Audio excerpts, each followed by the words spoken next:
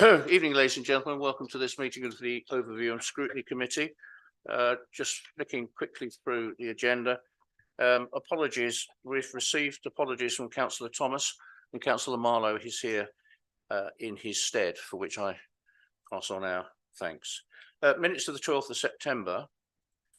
To approve as a correct record the minutes of the meeting held on the 12th of September, but Councillor Nahum has suggested that we haven't quite captured what he said in para 132, the second page of that, where there's a paragraph 3.5 paras down, where he commented on priorities and providing support for those who needed mental health support with gaining employment. He referred to supporting people with gaining CV writing skills and helping people into work. Would you like to read it out, or shall I do it on your behalf? Your proposal. I'm happy to do it. I don't have it, so yeah. Please, oh right, okay. He would prefer that it read: Councillor Clements commented on priorities and providing support to those who needed mental health support with getting employment, with gaining employment. I beg your pardon. He referred to supporting people with gaining CV writing skills and helping people into work, which looks exactly like what I've got in the minutes anyway. Yeah, I don't think that quite captures what I'd said to Lorraine. So you were making 2 points. I was making two. Is it my email that you've got there? Second? Is it my email that you've got there? I think the section below is where I clarified what I said. My point was just that I wasn't referring to helping employment for people with mental health difficulties. I was making 2 points. One was we should broaden the point about mental health to refer to more than just young people, and then there was a second point saying we should also have a priority for helping people gain employment. So it was just that they were 2 separate points, not 1 point about mental health.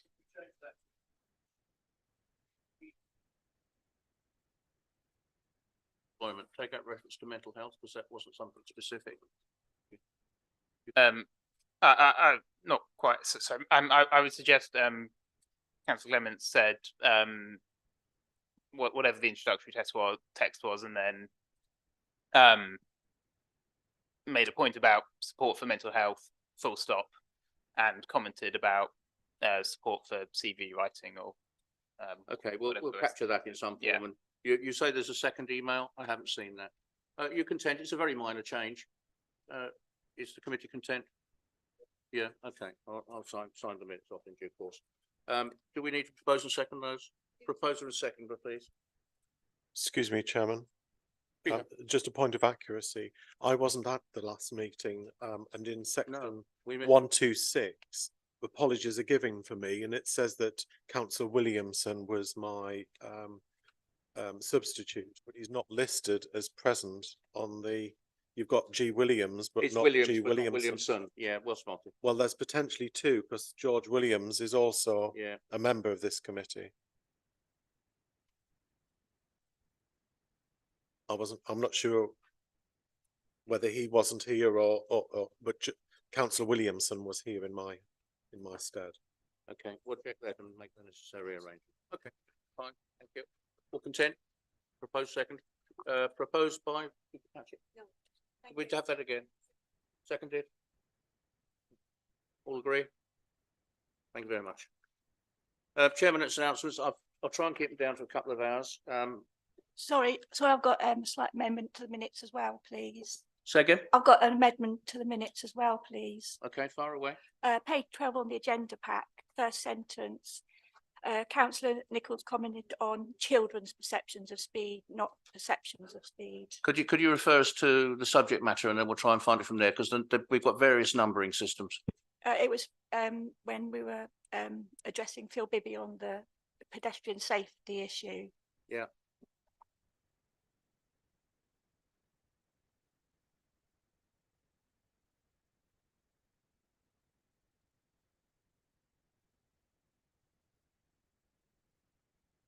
I can't find reference to that. Could you just run us through it again?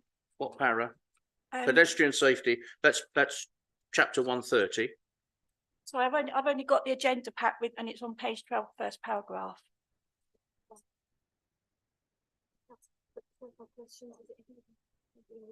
Yeah. No.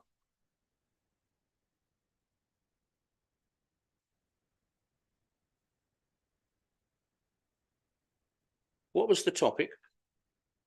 Pedestrian safety. Yeah, I know, but what was the topic you were talking to? Perceptions of speed and agreed with the need to educate parents regarding acceptable driving standards near schools? Yes, and I wanted to add the And word, the challenges? I want to add the word children. It's children's perception of speed that I particularly mentioned. Yeah, the penultimate paragraph. Children's perception of speed. Yeah, because it makes a difference. So change that to Councillor Nichols commented on children's perception of speed.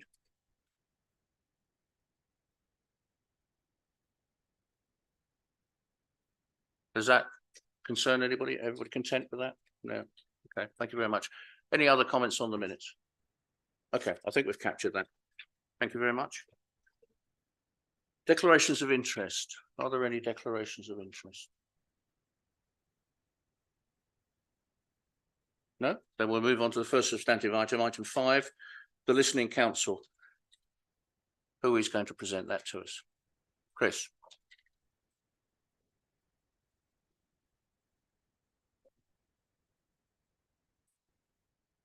Graham.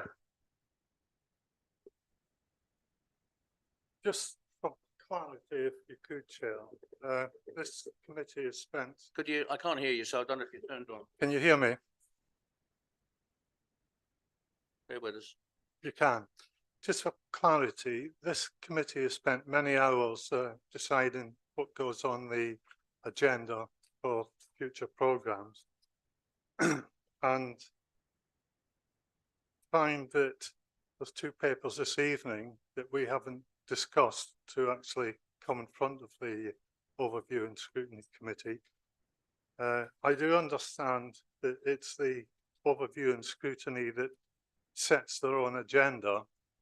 I may be wrong. Could you advise me of the journey of these 2 papers and how they've appeared here? They're non-urgent papers. Thank you.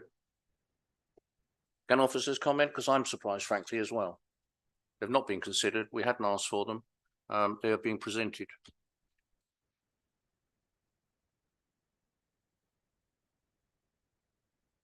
Chairman, items can only come onto the agenda with your agreement, so I would assume that there has been your agreement at some stage. I don't have that email before me, but they would have come before you at some stage for agreement to come on. As Councillor Williamson said, Councillor McAndrew said, this is a member-led committee, so it would not be on the agenda if it had not been agreed with yourself prior to tonight's meeting, Chairman. Well, for the sake of good order, I will agree them now, but I am concerned that this has come as a bigger surprise to me as anybody else. But under the circumstances, as we've taken the time and trouble to come in this evening, we will consider them. But I do hope that it's duly noted that this committee is sovereign and this committee decides what comes to its not to its meetings, with advice, suitable advice from other interested parties. Thank you, Chair. There's another point. The future programme, when I was reading the document, the actual future programme had been changed and we hadn't been advised of the change prior. How does the future programme work? Because any items, I believe you've got to sit down with the leader and the deputy leader every 3 months, a couple of times, to discuss future items on the overview and scrutiny. Does that happen? No, it hasn't, but it is a point that I have already picked up on. But thank you. Thank you. Those 2 points of order. But anybody else got any comments on those? No. Okay, that's taken. Chris, the floor is yours. Thank you, Chair. And first of all, I understand the need for due process, but I personally am very pleased to bring this paper to the Overview and Scrutiny Committee. I really do welcome the opportunity that I have to air this and also the opportunity to hear your views. And it is an important document in my view. So this is an important process for this to go through. I'm genuinely wishing to listen to your input today. So first of all, as many of you know, there have been questions as to why my post exists. And as people might ask, why is this paper and policy being proposed? Firstly, people aren't voting in our elections in high numbers. turnout this year was disappointingly low at 34.4%. Having had a perusal of previous years, it hasn't always been this low. So logically, 65.6% of people who we represent did not vote. What does this mean? I can't help thinking that more would have voted had we reached out to them more, had we consulted on things that matter to them in ways that they related to and were understood, as we do deal with things here that really matter to people. Housing, planning, waste, licensing, parking, they all impact almost every resident's life. We do things here that affect the lives of residents, and how we do them and what choices we make matter to them. This is not meant to be a coruscating criticism of the previous administration or the officers involved. This was and is a tough ask in the modern world. We have a more culturally and ethnically diverse population than previously in terms of ethnicity and nationality, but also in terms of interests, lifestyle choices, and ways of consuming media. But if we only consult and engage in the same way each time, we'll get the same people answering our consultation in the same demographics as before. We need to hear more diverse views. I understand and hear the criticisms of some that my post is not worthwhile, that all councillors engage and listen already. But I can tell you that I have listened, engaged, and consulted a lot over the 4 years of my first term as a councillor. Something many have said is one of my strengths. I'm also happy to admit of many weaknesses, which I'm sure lots of you'd like to point out. However, the reaction I got from particular demographics when canvassing for votes was not a welcoming one, or one that even understood why I was there on their doorstep, and sometimes what our council or I did. I suspect most of the councillors here and in the wider council received the same response. So as a council, we need a new direction, and this paper brings that approach. I'm here to listen and engage with you, and I look forward to hearing your suggestions and perspective to improve this paper. And local councillors are really important in developing a better way of listening and engaging, because they have, and you have, particular knowledge of your areas and how best to engage with people, which you've been doing yourselves, either for 6 months or for a lot longer. One thing, however, as the paper lays out, I don't want us to feel or act superior to residents just because we have the knowledge we have and there's access to information they do not. We need to bring them inside the tent in the earliest part of the decision-making process that we can, so they understand our process, our real limitations, and the sometimes stark situation we find ourselves in. There is an awful lot of expertise and intelligence in East Herts residents, and there are a lot of perspectives we are not understanding or taking account of at the moment. Perhaps the 65% I mentioned earlier. We need to work with our residents, listen to them, and make decisions once we have listened and engaged with them. We can disagree with what people want and think as long as we explain our reasoning. So I welcome any questions. Thank you very much. Members, Eric. Thank you, Chairman, and thanks, Councillor Wilson. Yeah, I've looked through this a couple of times. I've got no particular objections to this approach. Although I must be frank, I don't see anything particularly new in there. But as you made a point of referring to active councillors and the role we play. And as a very active councillor, I certainly think that could be highlighted even more in this report, because although there's a section that talks about a central role for elected members, it's kind of shrouded in the processes of the council in terms of consultations and so on. And you just said yourself that actually we're out there every day and we're listening to people and we're bringing things back. And I think something that's missing from this, in this particular element, is scrutiny itself. It's what we're doing now. And we had the discussion right at the beginning of the meeting around process, and it was this body of people can direct what goes through this committee, but that's only because we as members are out there listening every day, because we're picking up the clues. So if we can make sure that this very important role that we have is included in terms of everyday listening and deciding what comes to council, then I think that's fine. But I just think we need to make sure we get that right. So if the purpose of this is to reflect what we do and what we have been doing and intend to do, but we have it written down rather than an informal way, then that's fine, because I think that's an important thing to do. But you said right at the beginning, it's not a criticism of the way things were done before. I think there are issues, because there's also a link and it's mentioned here, the reference to the next thing we're going to discuss, which is around planning forums.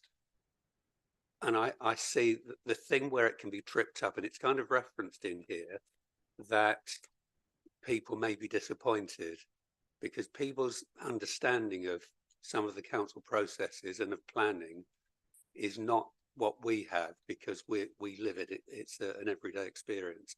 So people come to meetings and steering groups and forums expressing views and hoping that something can be impacted by that.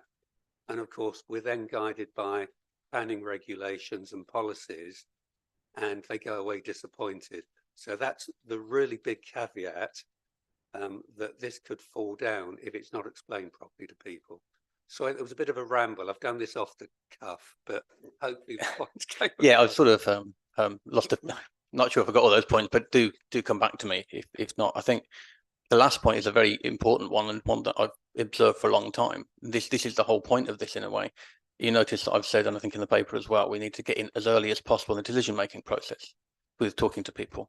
And this is the point. We need to stop having situations where people don't understand this. We need to somehow expose this information that actually that we have and they don't, which is why we do get disappointment, and do that as early as possible. Because if we do that after we make decisions, then that's a lot worse. I think there's been a lot of decisions in the last council that I did agree with and thought were correct, but a lot of people out there didn't understand. And that's because we didn't communicate them early enough. That's the whole point of this paper and the whole point of this process, is that we need to get people engaged early on so they get the issues that we have to confront, rather than thinking, oh, it's that council messing up again, which so often, and I'm saying this as an opposition member, we didn't get it wrong last time round, and people thought we did, because people didn't understand. So that's the communication process. I'm quite happy to look at including further points, just saying that the existing experience and knowledge of councillors in how they deal with residents. I think that's a good point you make. You're quite right. And I do acknowledge you are very good at engaging your area. And I think the point is that we all need to talk together to see how we can better engage. And your experience, as much as anybody else, is going to help us do that. So absolutely.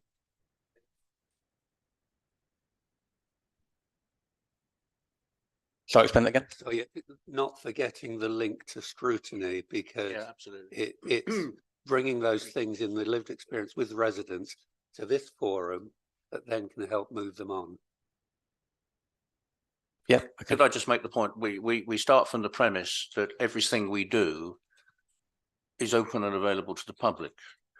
This is a public meeting, or rather a meeting held in public. No doubt we will have our fans watching us online this evening, as we frequently do. So everything we do is transparent insofar as we and the technology we have at our disposal can do so.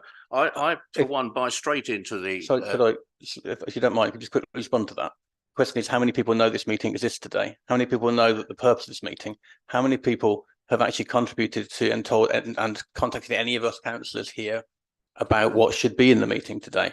I would suggest it's very close to zero. So that needs to change. We're open and transparent, great, of course we are technically, but what are we actually doing on the street? Are we talking to people about scrutiny and saying, what would you like in scrutiny? I've done that. Has everyone done that?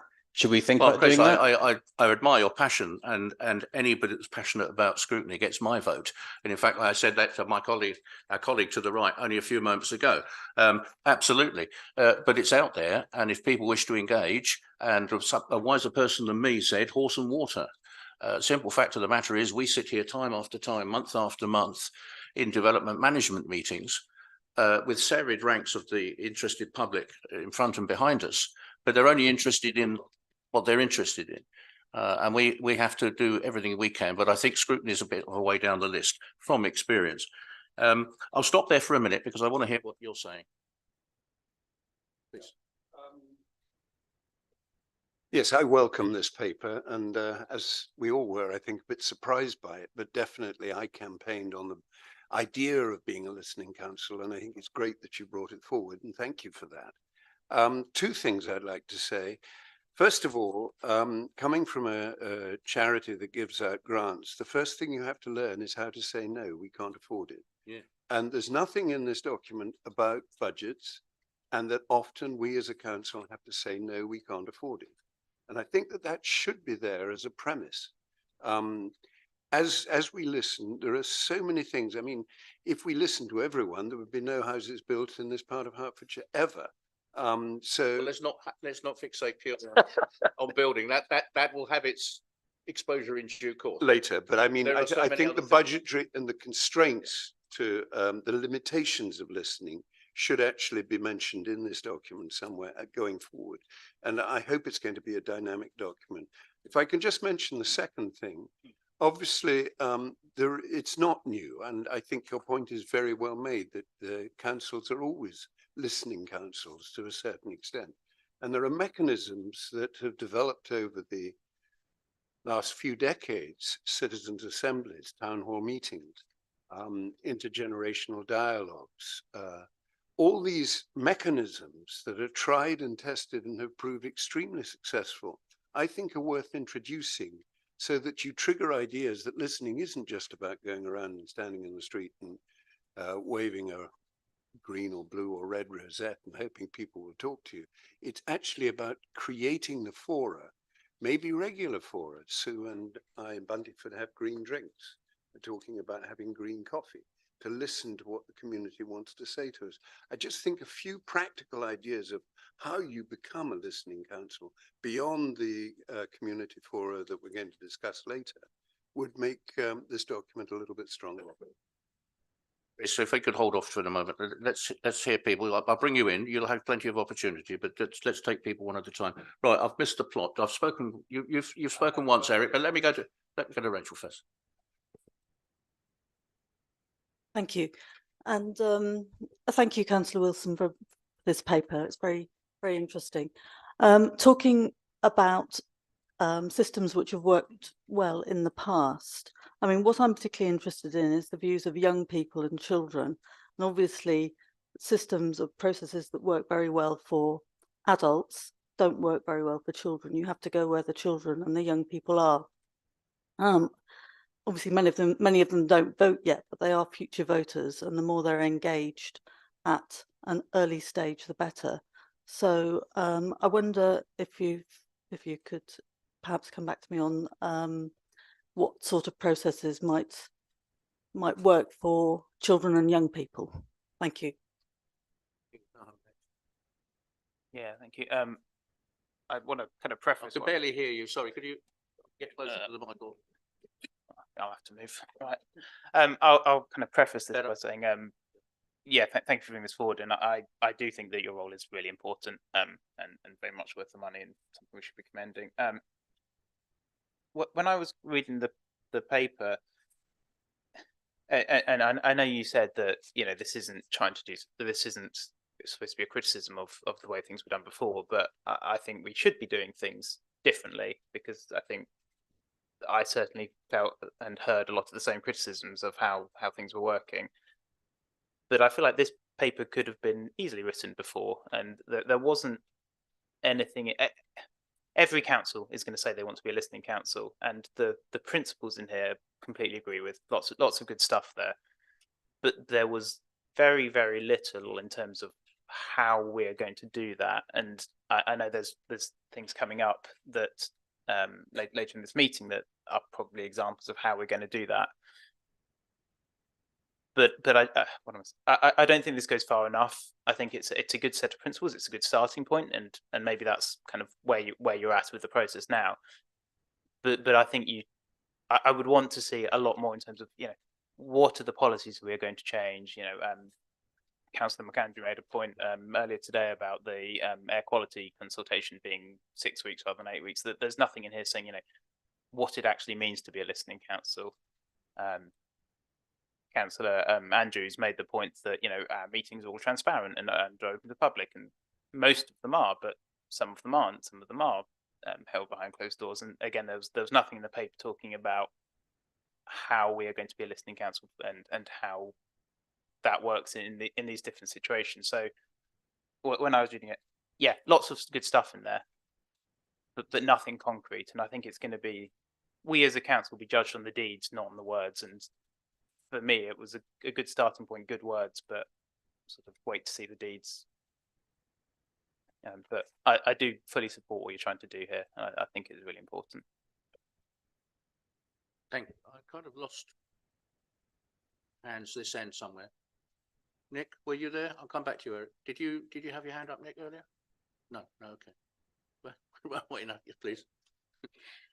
I think it's really worth, I really welcome this paper, and it's really worth recognising the role of ward councillors in the communication process, both externally and internally within the council.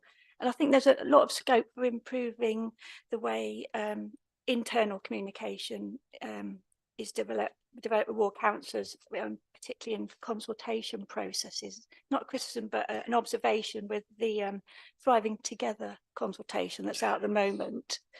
I think there are certain issues with information, how it's provided, timing and resources available, which has meant there haven't been that many responses yet. And I mean, it's just a matter of communicating more councillors what the idea is, what the timeline is, what you expected to do in your ward. If that was all streamlined, the responses would be a lot greater and there would be better communication and responses, I think. Thank you. Thank you very much. Yes, please. Thank you, Chair. Paper, and I hope, I believe that it did mention budget, and I think there is a recognition in there that we won't be able to do everything that we would like to do, but I think it is really important. I'm sure it's certainly my experience, and I'm sure most councillors will be the same, that you tend to hear a lot from a few people. And I think the purpose of this is really reaching out to other sectors of the community. You know, we're not particularly diverse ourselves in our age, education, etc., etc. And I think we do really need to do more to try and reach out to other sectors who may express different opinions. It's just about widening that out. So I really do think this is valuable and will help move things forward, hopefully. Well, as somebody who formerly trained in communication, this is about receiving, not transmitting, but we need to do both. In my view, we've got to receive and we must transmit. You've acknowledged within here that there's no criticism of the way it's been done before. So I see it as formulating some of the things, but it's not just for members. It's not just for ward members. This is for officers too. And indeed, anybody else, our stakeholders that we want to get involved with, because so much of what we do, we deliver either through or very much in hand with partners. So yeah, there's an argument to be said that the more simple policies we have that everybody can get a grip of, the better. Eric. Thanks, Chairman. It was just picking up something on David Bulcombe that he said earlier, because we have to bear in mind that we're 3 tiers of local government, and actually we've got all of them represented here, and all of us, because of the nature of the rural district we represent, we're all in some way, even if we're not members of other councils as well, we're visiting them as part of our role. And I think the important thing is to recognise there are things that other bodies do, other authorities do, and we don't want to be duplicating what they're doing anyway. So, for example, if the town councils or the parish councils are undertaking their local community action plans, then actually they are the closest to the community, and we should then be picking up on what they're doing. So we could be drawing on that, not necessarily duplicating or trying to interfere with what their role is. So the communication needs to identify the fact that we have a particular nature of local government in this area, and we're all connected in different ways.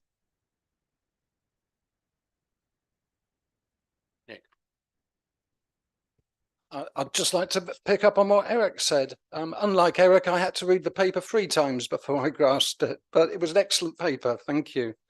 And I've had input from 1 parish council and 2 neighbourhood plan groups. So yeah, I'm top of a class for that. Obvious comment leading on from what Eric said is there's no mention in your paper of parish councils, town councils or neighbourhood plan groups. And these are hugely important resources that we need to draw on. I think it would be beneficial to include them in the paper. The other thing you don't mention is changing the culture of the council. I mean, we think we're a listening council, but are we?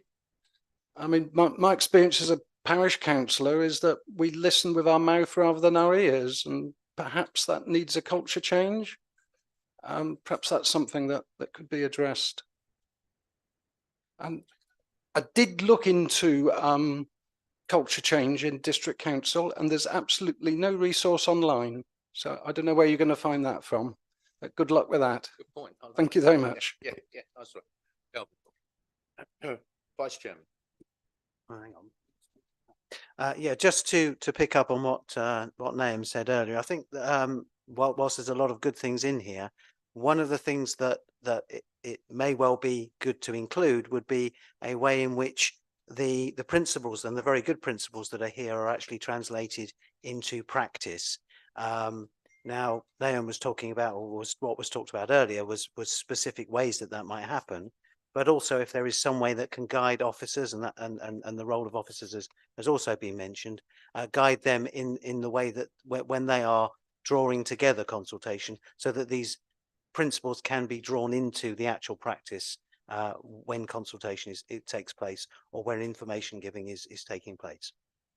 Thank you, Chair. Thank you very much. Right, looking around, any last, yes.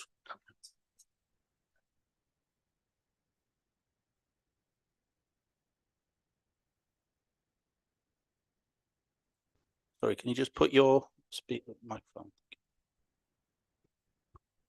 Oh yeah, any way that we upgrade our communications is to be welcome. But what I would caution is this: the communications landscape these days is extraordinarily fractured. It is huge. Who are we talking to? Every audience is going to be doing it in a different way. That is going to require the council to have officers with expertise in all of those areas. And that's not just one person, that's going to be a number of people who are aware of all the different places to communicate and the way in which you communicate the language, what you're asking or listening to, because there are different voices with different ways of speaking. And that is going to require a very sophisticated approach. So I think it's a great idea and I love it. That's what I would like to see, but we are going to have to invest to do that. Absolutely, and that segues perfectly. I'll give way to Peter. Thank you. Yeah, Councillor Wilson, this provides a framework for us going forward. What I'm interested in is why you've chosen the title of the document that you have. So I was always taught that there is a very significant difference between listening and hearing. Yeah. And this council could be, and indeed has been, criticised for listening but not hearing residents. I've done a word search of this document and that word doesn't exist in this document, hearing. So you may want to think about what that looks like going forwards.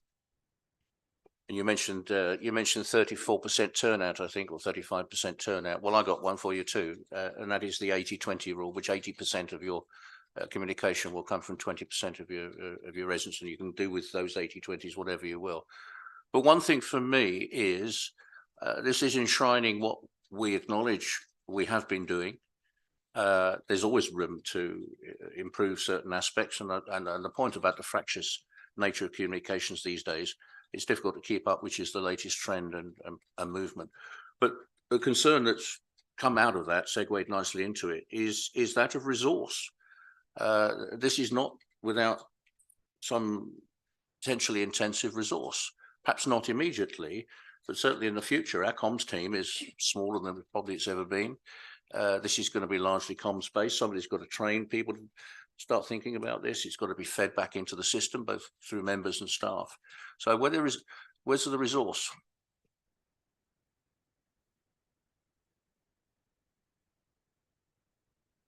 Okay, there's yeah, I may have lost some of those points, so do come back if I don't address your point particularly.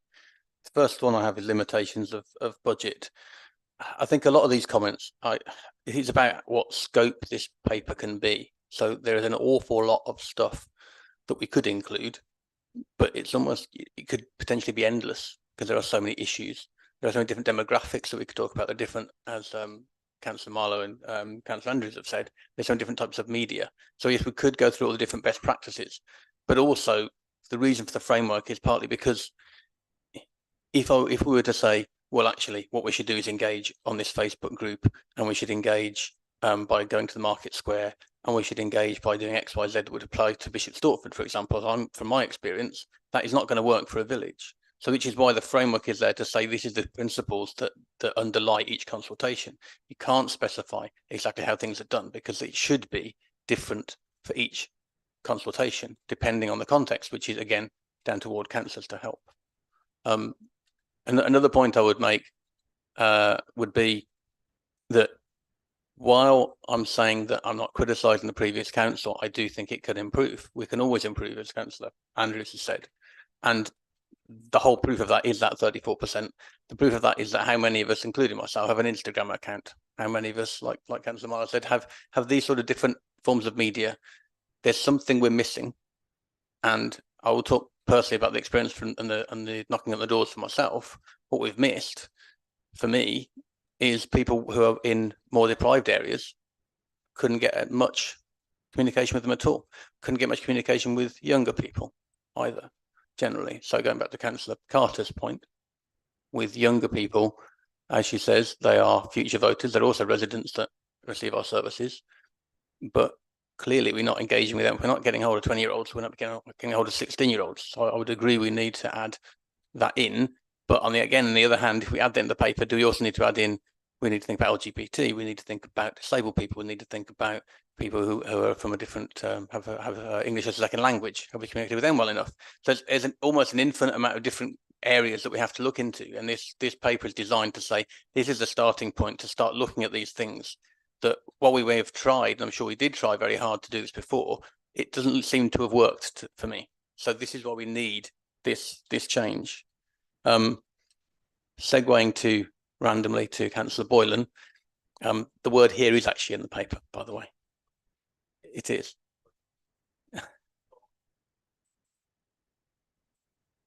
Well, I mean, here is clearly derived from hearing, isn't it? So it's still the same meaning, isn't it? It's just a different part of the verb.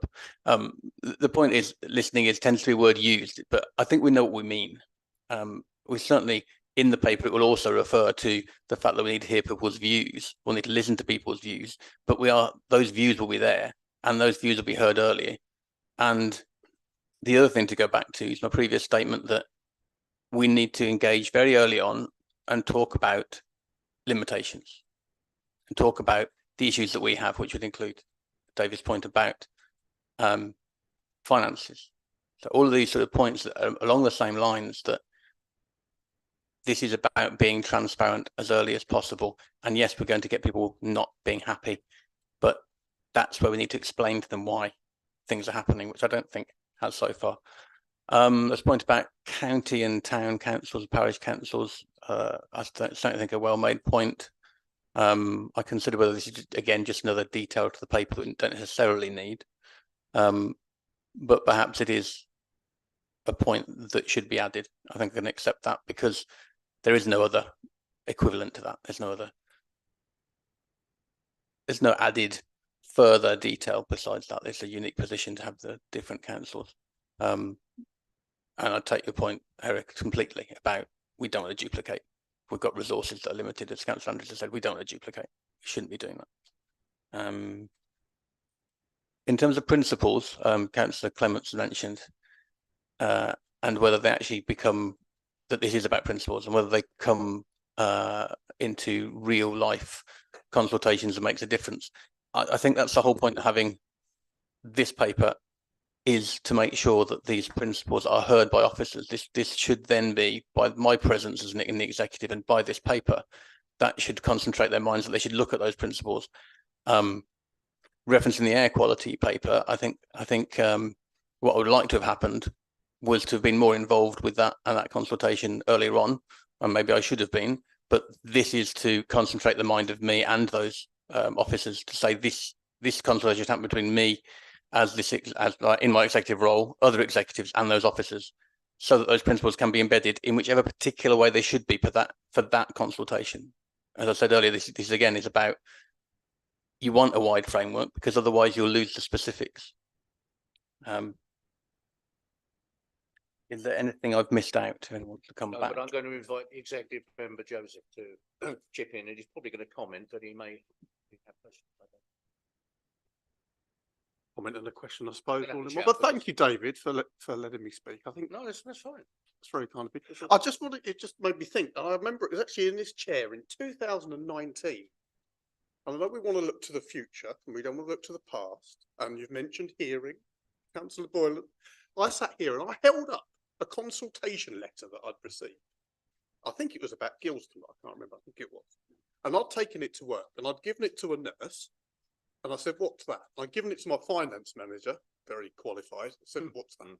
And they both come back and said, this is a letter telling me there's a big development being built. I said, no, it's not. It's a consultation letter inviting your views. But it was so drowned in jargon and technicalities and regulation, they didn't understand that. And these are qualified professionals. And I said this to Linda, who was sitting where Sarah is. I don't think I was listened to. I don't think anyone heard me either, because it didn't change. And talking of resources, does it cost that much to make the first bit of a letter more accessible? I don't think it does, and more straightforward. I don't think it costs anything. I don't think I was heard. And if I'm not heard as a member, what chance did the public have? So I think we can make some changes, and it's those kind of changes that I'm hoping, those subtle things that will engage the public to take part in these consultations more, and why I think making this position for Chris is really important. And I think just a few changes and a bit of effort and a bit of concentration of it, we will have more public engagement. Thank you very much. So, Yeah, I just wanted to say that big changes don't always have to cost a lot of money, do they? no, It might be just a change of your angle of view, and that can bring big change. stopping doing something doesn't usually cost very much money. Graham.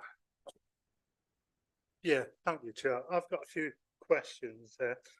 I want to drill down and try and get underneath the substance of the topic.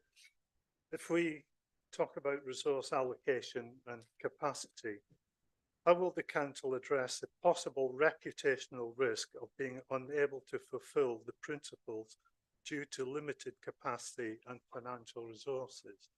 Now, we all know the council is suffering from limited resources.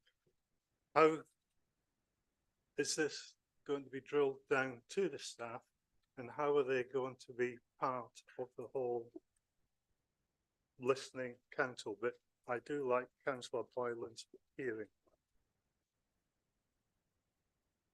I think that good consultation, good engagement, as Councillor Devont has said, can often cost very little if you change how you communicate.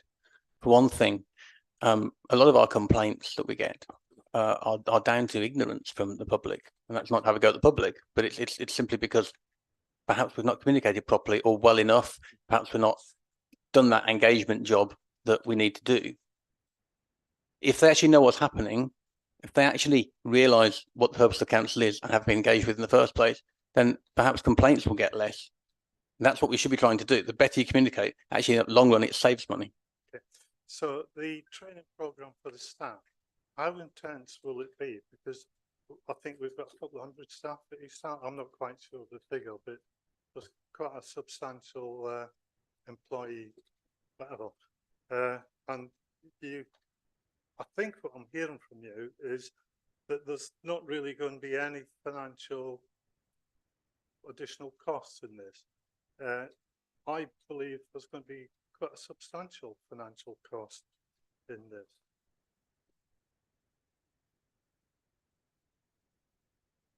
I say that because there's other exercises within the council that staff are taken away from the duties to sort of be briefed, debriefed, etc., and it's actually taken from away from the role. And also, you've mentioned parishes, towns, villages, those hamlets. How do these people go out there And the council currently finds it very difficult to be able to communicate. I think I got Jonathan's thing, I think help me in a minute as well, but I think I wanted to say that in terms of it depends what you mean by what you think we're going to be doing, because Well, I'm trying to extract this out of you. okay, it depends again on the circumstance. So imagine if you wish to communicate with a particular village, then I think what we should be doing is talking to the councillors actually and saying, how are you going to communicate in this way? What's the best way to communicate in this way?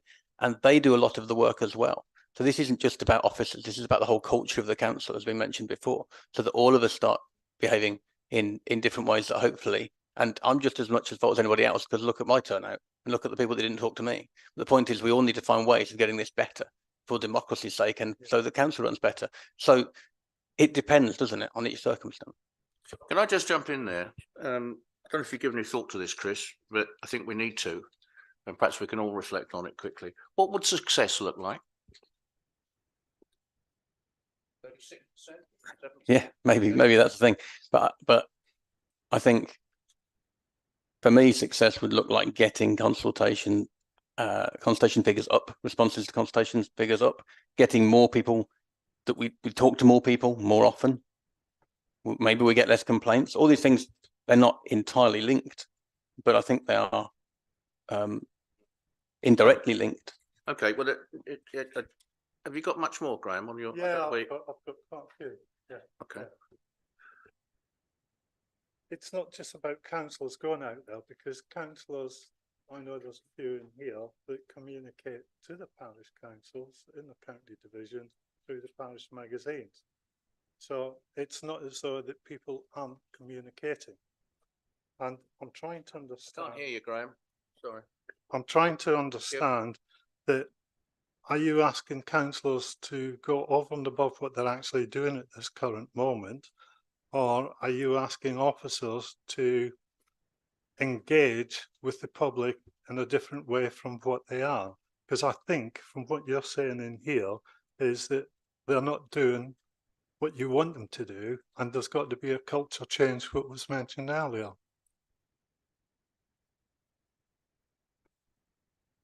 Sorry, I thought you'd carry on. I would say both is the answer to that. Both. I mean, it doesn't necessarily mean councillors doing more things. It could mean councillors doing different things in a different way.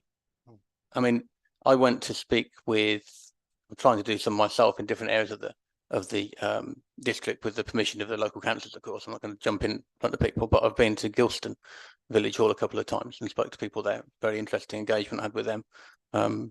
But the demographic of that group was, again, the same demographic as I'm used to speaking to. So how do we find ways of, instead of spending our time talking to those people, sometimes talking to different people, same amount of time, just different people. I am happily going to a forum shortly for Hong Kong community, which have been, I think, quite neglected before for various reasons. So that's another thing. I'm doing that. I might have done something else and gone to speak to people that I usually speak to. I'm going to the Hong Kong forum instead. So there are things we can do more efficiently. The transformation program is doing that, for example, isn't it? So yeah, we can do these sort of things. Can we come back to the resource and the budget, how that's actually I've got some thoughts about that, Graham. Can I hold it there? Has anybody else, while Graham takes a breath, anybody else want to chip in? Yes, sir. Well, you're not going to eliminate complaints, are you, completely? And a measure of like a business success or an organisation's success is often how well they deal with complaints. So that is an important part of the process. You can't eliminate them completely. But yeah. Unfortunately, most of the consultation we get is complaints. But they don't phone up and say, "Oh, whoop-de-doody, well done, that was fantastic." The dustman had a big smile on his face, and he put my dustbin back exactly where I like it to be. Never heard it yet. But you can have added value from how you handle those complaints. Yeah. You can give incentives and rewards for engagement at that point, can't you? Which it makes a big difference. Graham, I'm conscious you may well have quite a few bits and pieces there, but I think we've done this justice. And I think we're beginning to develop some thought processes that Chris can reflect on. One that I would like to bring into it, and I'm not sure what you think, where you think this might go from here. Where would you see this paper going now? How do you want to handle it? No, not formally, Jonathan, politically. How does Chris want to handle this paper? We'll keep the formalities to one side. I mean, I think I need to reflect on what I've heard today and Do you want to bring it back to us? I'd be happy to. I think we want to get it as quickly as possible into a further stage. So because I've always felt that we don't we haven't in this, as we're navel gazing, we haven't at this council involved scrutiny in policy preparation as much as we might. So, you know, this is not unwelcome. Jonathan, you want to chip in? All I was going to say, Chair, and just for members' benefit, is I think from my understanding and discussions with Councillor Wilson is that whereas overview and scrutiny often typically sees a policy or a new strategy or such like after it's been through a consultative process, I think my understanding is that this is so kind of integral to wanting to get as much member involvement from the get-go, right from the beginning, that this is the pre-consultation version here. I've been taking lots of notes, and Lorraine clearly as well, for discussion with Councillor Wilson. In the covering report, it envisages this going to the executive at the end of this month to then endorse it for a wider consultation exercise. And if this committee so wished, through the chairman, that you wanted that to come back to this committee after that consultation and to reflect on the wider views from community groups and the population and other members, that you could invite that back onto the agenda before it then, in its more finalised form, comes up through the political process and ultimately to full council. Graham. Yeah, just going to say that there's quite a lot come out this evening, and I think the paper needs to be rewritten and to come back. Yeah. Yeah, I feel that too, and I don't know what the committee does, and you can make your views known by all means. To me, I think it's a little bit of sucking eggs in here. I've represented villages. It's a very, very different animal. I'm like a fish out of water when I go to the town. It's just not my natural. And what I would attempt to do in a village, I suspect would go down like a lead balloon in the town, and vice versa. So we're all in a fairly different scenario. But I'm finding it difficult to understand why this is not going to. We're told at 5.5 this will have no financial effect because it'll come out of existing budgets. Existing budgets are like bowstrings; they are taught to the point where you can play an air on them. I don't accept that. I think some thought needs to be given to how this is going to be resourced, funded, etc. We're talking about non-online, non-internet, non-data methods. Well, that's conversation and paper, both of which are relatively expensive. If you're going to converse to people, you've got to go there. You've got to come back. If you're going to put something on paper, you've got to deliver it. These things cost money. We don't have the budget, or if we have the budget, why won't we be using it already? So to me, there's a little bit of work to be done around the finances. Recognizing that we've been doing a good job, but we want to formalize a methodology, perhaps to help us working with our stakeholders, perhaps working with our partners. I get that. Absolutely. The intent needs some work. You recognise it needs some work. You're not alone. We can, there are various ways that you can be helped with this, but again, you're going to look at it. I can't understand why the rush. Why this paper has been a long time coming. Why the need to get it through at the end of the month? Let's get it right and reflect. And if it's February, March, why did that make a difference? Well, as Jonathan said, it's going to go through a process, and actually, this is a microcosm of how we wish to, how I wish us to engage as a council. Because what we're doing here is this is the very early stages of the thought process of this new policy. Why I want it through as quickly as I can is because the more we emphasize this, the more the officers will have sight of a set of principles they can use to consult properly. In terms of finances, I would add again that the better you communicate, the more you save money. I can give an example at my workplace, for example. Not the same question, but yeah, okay.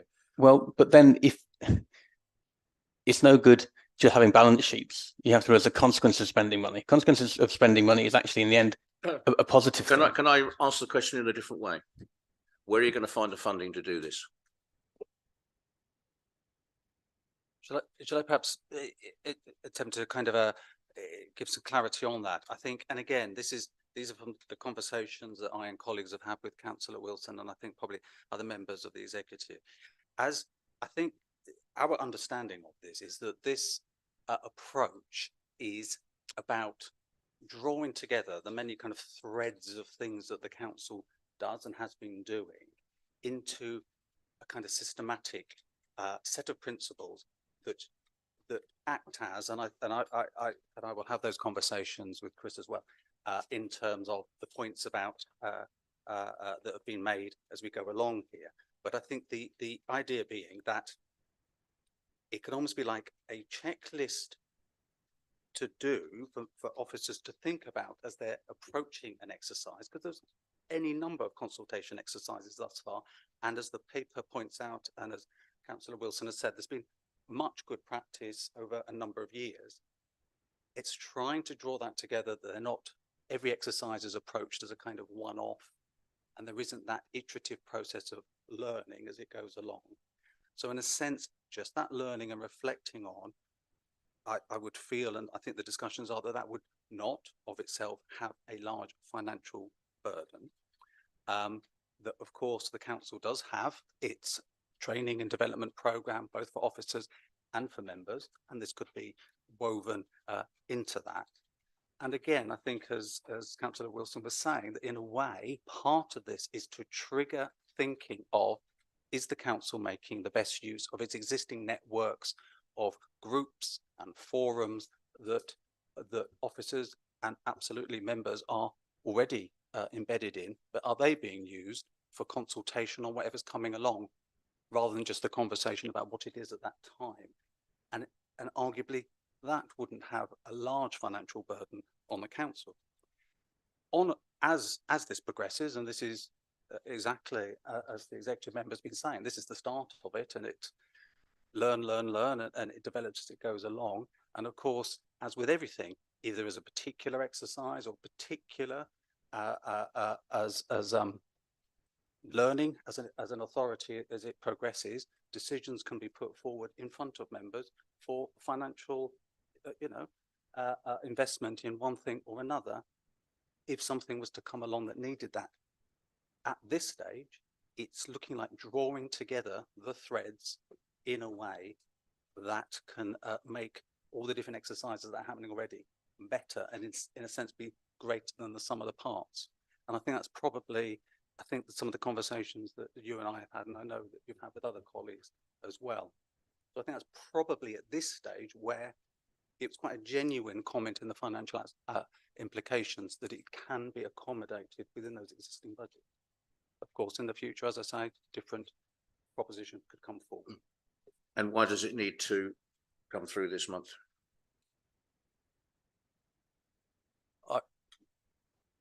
If I may, I think I'm just understanding that, Chairman. I think the point that's being put here is that this is, again, my understanding from the conversations is that this is maximising the opportunity of overview scrutiny to get right in there, the first knockings really, rather than, as is typical on every other policy being put forward, is it would have gone through consultation, and now you'd be seeing it at the kind of last stages of it. This is feeding all these comments. I'm sure that the executive member will reflect on those, incorporate or whatever as necessary. Then there can be an endorsement from exec to have that wider consultation, which includes all members, includes residents, all the different groups who work with, all the things that Chris Wilson has been talking about. Then after that, should you so wish, it sounds like you would, it can come back here again, and they can have that full discussion with the more refined product. Thank you, Eric. Yeah, I like to move things forward, and I think sometimes you need to do things in good faith. I'm going to trust that Chris and Jonathan will reflect all of the views, all of the points we've made this evening when it goes to executive. We're just one part of the process as far as I'm interpreting this. We do need to hear what residents say about this. There's been a pledge that it will come back to us, and I think that's really important because we really need to understand if we are the listening and hearing council, we need It starts here. It starts here, Yeah. and we need to understand what they've said about this approach. So I don't think there's anything to be gained in taking this round the loop again. I'd rather just get on with it. And I think as long as that good faith is there and what we've said this evening is reflected in what goes forward to the consultation, then I would be happy with that, Chairman. Thank you. Graham.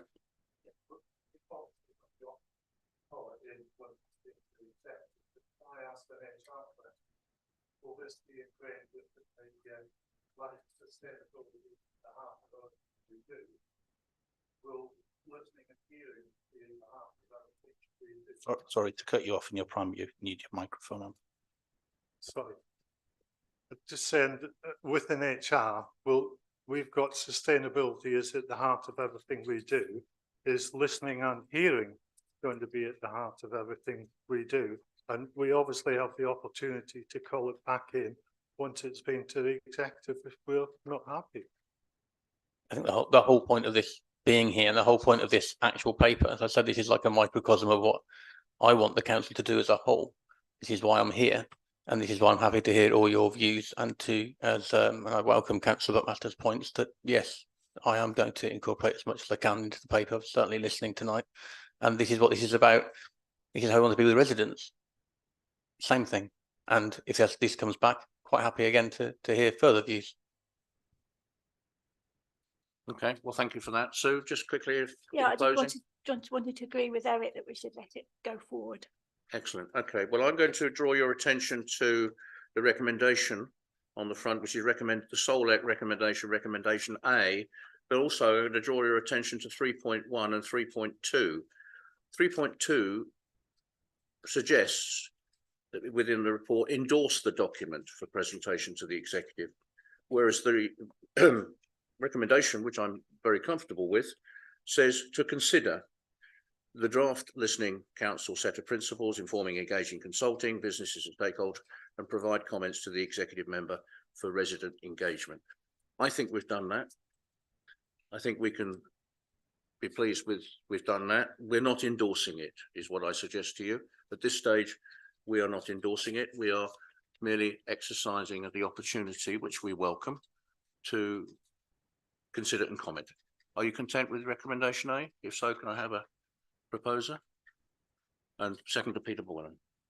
Thank you very much. Okay, moving on to the next item. Is everybody comfortable? And anybody want? Are we going to vote? Yes, I beg your pardon. I'm not used to this voting thing.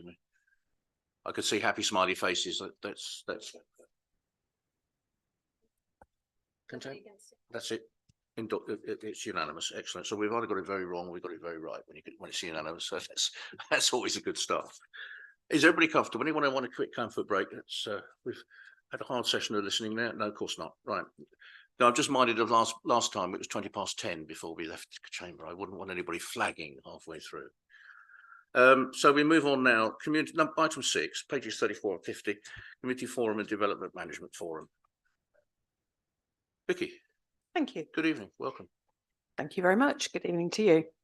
Carrying on the theme that was so ably started by Councillor Wilson, carrying on the theme of the previous agenda item, which set out the principles for being a listening council, the report before you acknowledges the importance of community engagement in the planning process and is proposing on building additional opportunities for consultation to those that already exist within our planning process.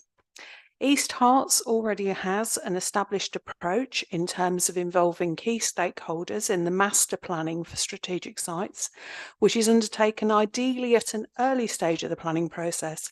And we're proposing to set up community forums for strategic sites across the district to assist with communications and engagement as development starts happening on the ground after planning permission has been awarded.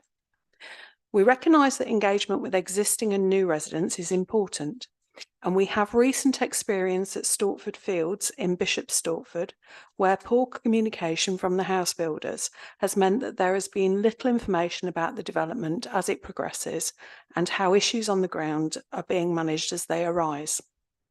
As outlined in Appendix A, community forums would provide an opportunity for developers, residents, community groups, members and council officers to engage with each other over the lifetime of the development. They will offer an opportunity for existing and new communities to raise issues of interest and concern with a view to enhancing the quality of life and communication. Sorry. Paragraphs 310, 311 and 312 outline the areas and sites where we expect that community forums could be set up now and in the future. It's not an exhaustive list, and this will be kept under review. The aim would be to get forums set up in the new year and review operation after 6 months and then again at a year. This way we can ensure that the forums are delivering and working as intended and take on board any suggestions for improvement. The report also outlines the proposals to set up a development management forum for planning applications which meet certain criteria. If the criteria are met, then a development management forum can be held early in the planning application process to facilitate the sharing of any planning concerns raised by residents. The aim is to allow early and constructive discussion of planning issues raised by residents and explore the scope for building consensus and resolving concerns while allowing enhancements informed by local knowledge to be considered in a proactive manner. The outline for the Development Management Forum is set out in Appendix B and would generally be for complex or sensitive major planning applications for development of 50 or more homes. The forum will not determine planning applications, and the decisions on planning applications will still be determined by the Development Management Committee or through delegation to officers. As outlined in the recommendations, I would welcome any of your observations. Thank you. First out, Eric.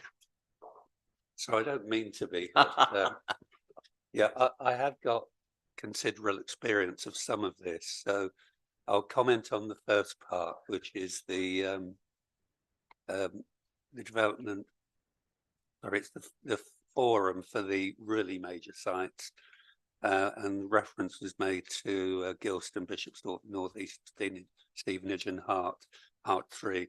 I've been a member of a steering group for Gilston for many years. And that worked in such a way as to have officers, ward members, county member, the developers, officers from county, and members of the local affected parishes.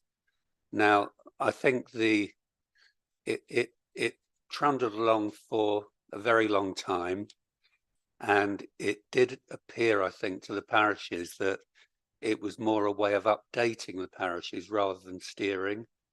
And if they're listening now, I think they'd probably agree with that they didn't feel it was a steering group. And then we started thinking, as we were approaching the outline planning DMC and so on, that actually after that period, then some other kind of body should be developed, which would be a forum of some kind, which would include a wider body of stakeholders.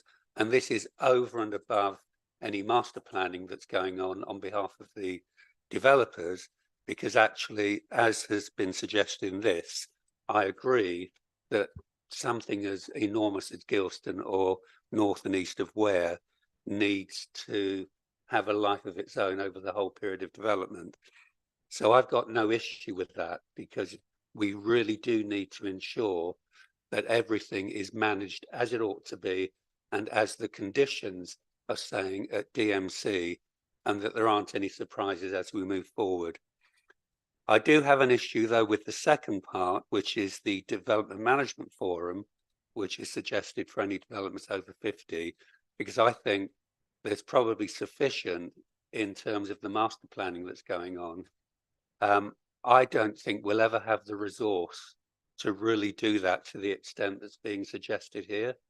And I think that part of it will fall by the wayside. So even though that's a good intention, I can't see that we'll be able to fulfill that. But certainly for the really, really strategic sites, then we should have this kind of approach. That's my early observation, Chairman. Thank you. Well, yes, and for those that are comparatively new to the process, we acknowledge your experience and you know, you've really put your body and soul into this for a decade at least. So yeah, good to have your input. Graham. Yeah.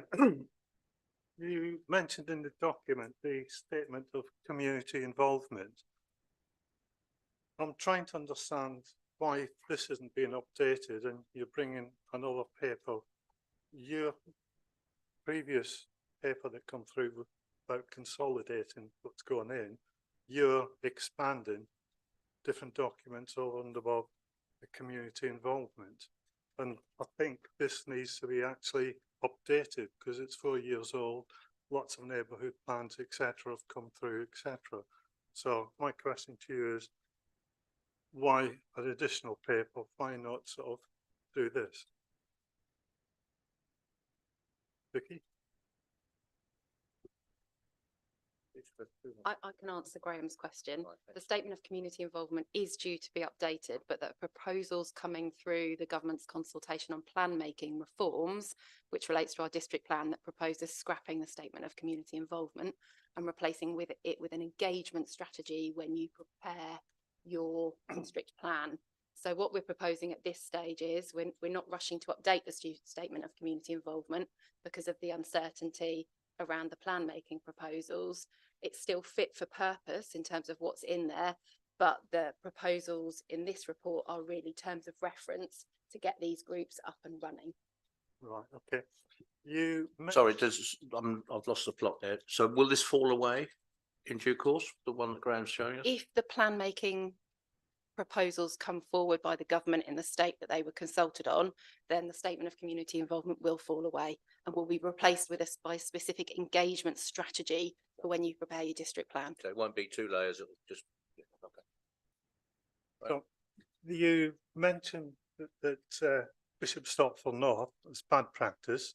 You mentioned future sites as potential sites, but you haven't mentioned good practice.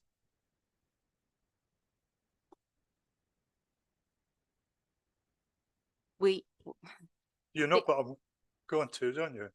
Bishop Stortford South. I was just going to mention that one, and that can easily be made reference to in the report as an example of where a responsible developer does set up a forum which does allow that facilitation. We don't necessarily have that in all cases across the district. And if you take Gilston, for example, the scale and complexity, I think warrants the council to set up a community forum to act as a facilitator there because there are a number of applicants.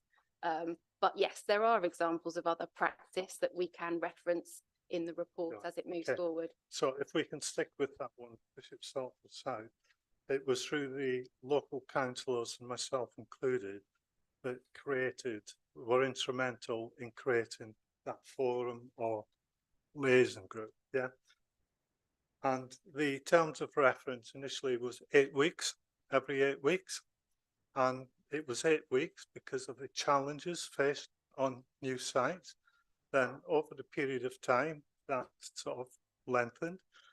But when we speak about resource, we can have about 25 people on that. And it's not just East Harts planning officers, it's county council, it's parish councils, it's town councils, it's all the different ramblers footpaths, the climate groups, even the parish priests attend. And I look on East Harts website and you've got 5 planning officers, I think it's 5 planning officers you're advertising for. That's without the administration staff. And when you sort of implement 1, 2, 3, 4 of these, I just really don't see where you're going to find the administration staff, the officer time, because believe you me, I've organised a couple of these on sort of environmental issues, and it can take anything up to 6 to 8 weeks to organise. Staff don't work full-time 5 days per week. They work sort of part-time 3 days per week, 4 days per week. Trying to pull them together is very difficult. And that's going to be an additional sort of burden, sort of administration. You're going to need separate administration staff to do this. So I'd be grateful if you could speak about resource allocation. I'll leave it to Sarah to talk about the detailed resource allocation, but the amount of time, the amount of officer time, the amount of councillor time that has had to be spent on Bishop Stortford North due to the number of complaints, the vehemence of those complaints, the number of FOI requests and everything else will be more than compensated for by organising community forums. Not to put too fine a point on it, we were meeting weekly as councillors and council officers to try and address some of the problems that were occurring on that side. And we have now got that down to once a month because we have had 2 meetings and we've got another one organised. And the community know that they can bring all their problems to that meeting, which lasts about 2.5 hours, as opposed to them all writing in and demanding that things get done, and if they don't get done, then raising stage 1, stage 2 and ombudsman complaints. Yeah, don't disagree. There's the enforcement side that make the developers sit up and listen. I do understand that the enforcement from East Harts has been lacking, whereas I'll give you an example in Bishop Stortford South.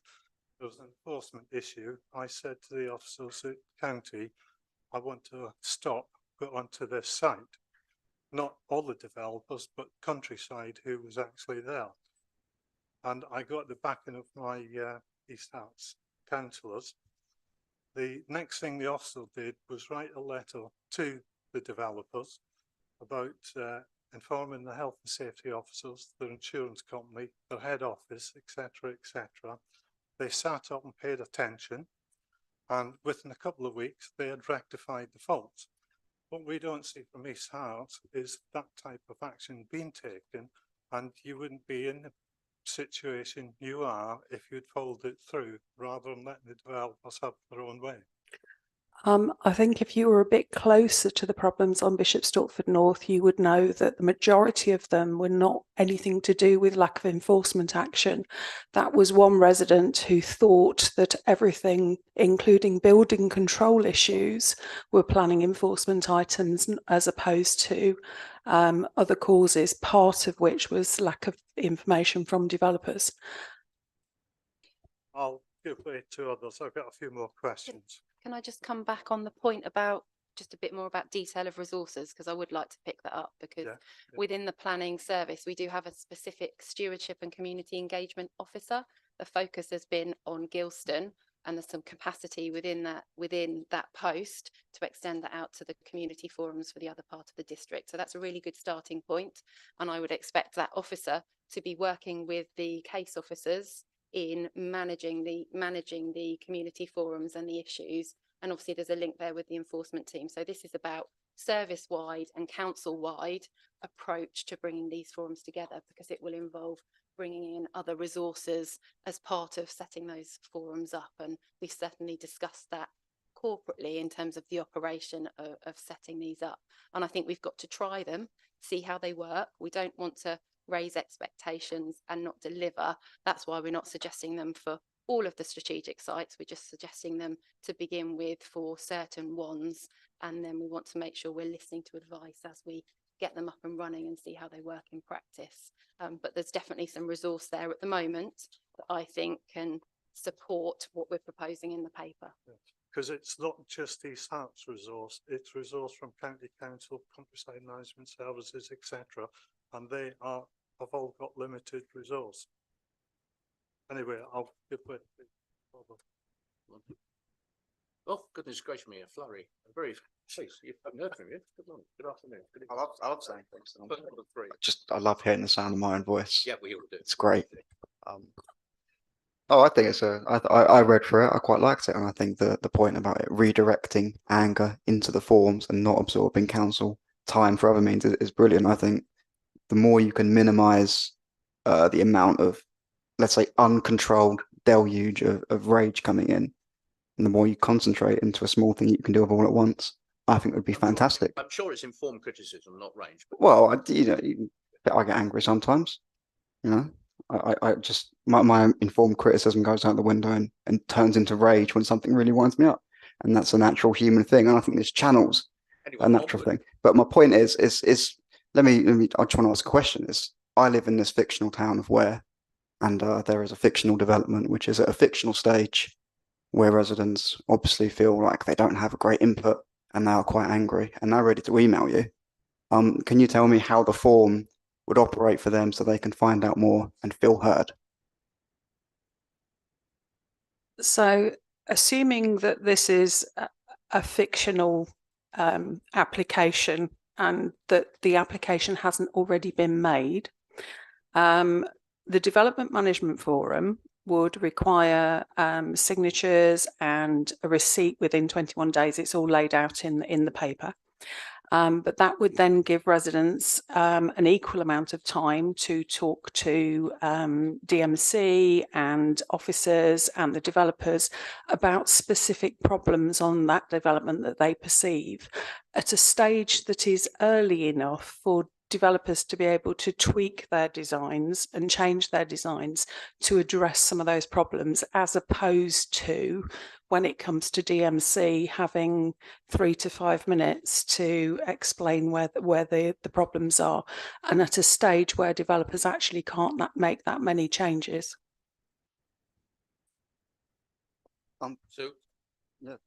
Sounds like a great idea, you know, and you think this will also reduce officer time being wasted dealing with complaints. I think, you know, we should all wholeheartedly give this our support.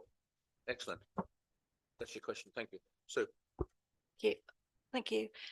In reference more to the development management forums, you would hope that this would put off large developers from putting forward speculative developments, wouldn't you? I mean, you can cross your fingers and hope for that, but it's not going to stop them coming forward. And from a Buntingford perspective, we've got years of history of these proposals coming forward and causing massive distress to the community, myself included.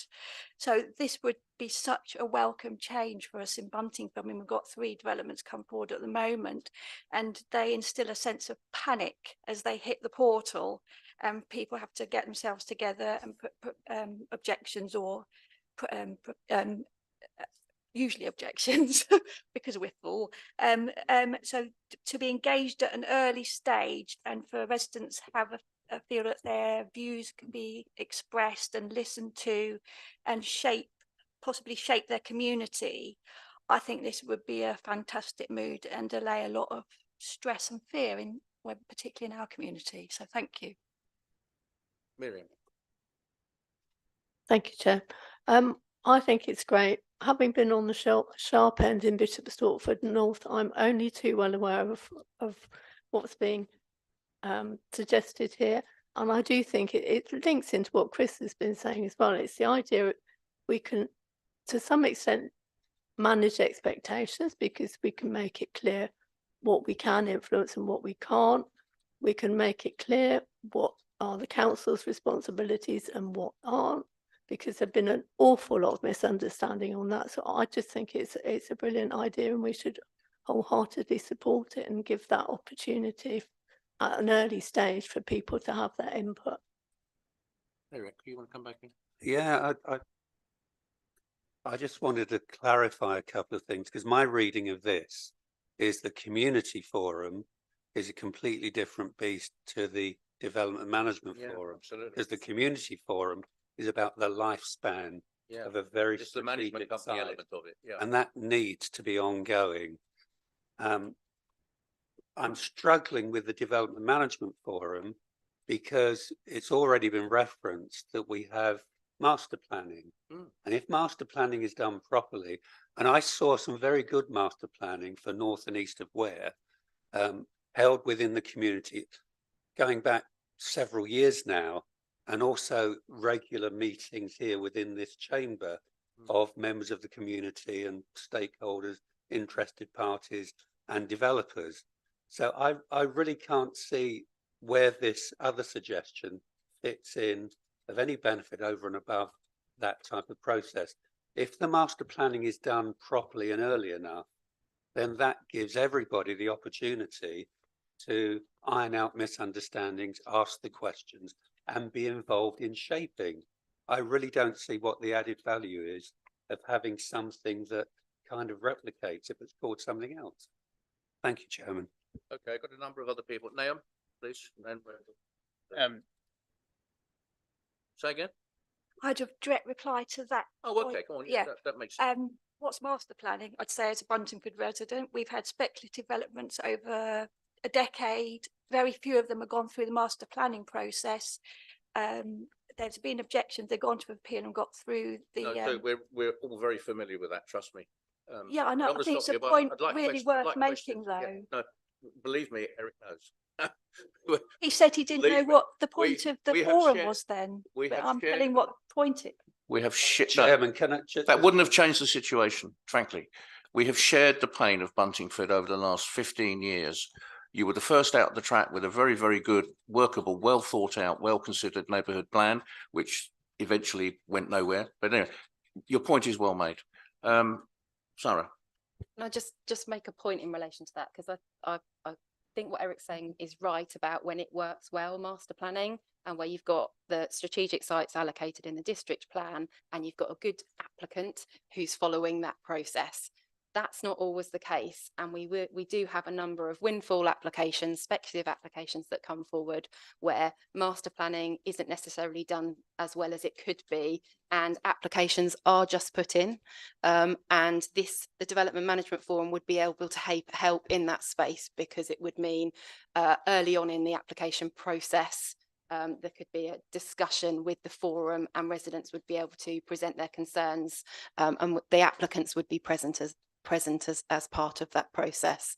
So we would be making this very clear to all applicants that we operate a development management forum. They operate in other authorities across the country, and they can be a really useful tool early on in the application process. I've always maintained that the only stupid question in scrutiny is the one that wasn't asked. So I'm going to ask today's stupid question, which is, and what if the developer says, ha? Well, we would still hold the forum. So if there wasn't an applicant willing to come to the forum to listen to the views, we would still be holding it. So councillors and officers can listen to the concerns that residents may have. But they have a well-established, well-formulated, perfectly legal application. It'll go through, surely. It depends on the planning points, and as you know, David. So it really. So just what the depends on point the I'm making, issues. it does actually rely on goodwill pretty heavily. Yes, but you would like to think in most cases where I've seen it operate in other places, applicants do see the value in it and do see the value in wanting to present their views as well. Right, where did we get to? Now I've got a whole raft here. I lost it. I thought we had. Did we not have? No, we didn't. No. No, you jumped. I do jump. It's a gift. Yes, true. I like the idea of these, and I do think they have a different role to the master planning. Maybe I'm slightly missing, and I appreciate there's not always a master plan. Where there is a master plan, it looks like you're saying this comes after the master planning process. Is there a reason for that? It feels like, Chris was saying, getting things in as early as possible would be beneficial if there is that possibility. Yep. The idea is that the master plan's done before the application. So the master planning's all done, the application comes in, and then there's the opportunity for the Development Management Forum when everybody sees the actual designs and the planning application with that, as opposed to the master plan, which is what the planning application gets judged against as per the district plan. However, it's not necessarily the design you get. Yes, so I think there is benefit to having it before the application comes in, because certainly where I've had been involved in things, developers are willing to tweak their application, and it feels a bit pointless going around an extra circle saying, we've got the application come in, and then all this good stuff kicks in, and residents, could we just slightly tweak this? Could we move that? And then we go back to that cycle. It feels like if there's an option to do it earlier, that's better for all the reasons that Chris was saying earlier. I had a couple of other questions if I can. It wasn't super clear to me which developments we're expecting to go through this for. There's a policy and there's a process for how residents can kind of engage this process. Are you expecting that for major developments, anything in the district plan, this will just happen? Or are we saying that for residents that is going to kick in, and then residents have to go through this cycle of getting 25 signatures, and that feels a bit like work for people that there's going to be some panic as whichever community group goes and has to get those signatures. It feels like we could just say, "Take on, you can." There's two different processes. So the community forums will be set up for the strategic sites. But they are presupposing that a planning application has already got consent. So it happens after the consent's gone through, when the detailed design's all being worked up. For the Development Management Forum, it is one of the feedbacks I know we've had from residents that have come to object to planning applications is they only get a very limited amount of time and they have to talk quick. This actually gives a more interactive, forums for them to feed back and give their concerns, and also for the developers to then answer those concerns and say, yes, we take that on board, or no, we don't, and the reason we don't is whatever. So it's designed to give residents more say if they're objecting, but if they don't object, or if it's only if the design and planning application, the design in the planning application that comes forward, the residents look at that and go, well, hey, that's fabulous, then they don't need a development management forum. I know, I think I do. I have to work on a little bit of optimism when I'm working in planning. I think my point would be it feels like that is very optimistic, and that it might be for strategic sites that we could just skip the requirement for residents to have to go and get all these signatures and just say, yeah, there will be one as part of the process, and that might save some time. The final two questions I had, or points quickly. I think that they are all going to be chaired by the executive member for planning and growth. That feels like quite a lot of work for you. That's up for you, but is there a risk of you being the executive member being a bottleneck there, and why is it having to be chaired by the executive member? It's something that we've already talked about, whether there would be a deputy. We just haven't quite got to the point of deciding who that might be.